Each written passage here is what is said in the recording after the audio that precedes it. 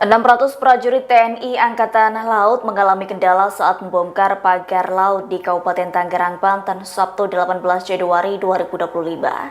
Ratusan TNI dan nelayan kesulitan membongkar pagar laut karena usianya yang cukup lama, sehingga hal itu memicu pagar bambu menyatu dengan dasar laut. Komandan Pangkalan Utama AL3 Jakarta Brigadir Jenderal Heri Indarto menyebut, kendati kesulitan ia mengaku beruntung nelayan ikut membantu membongkar.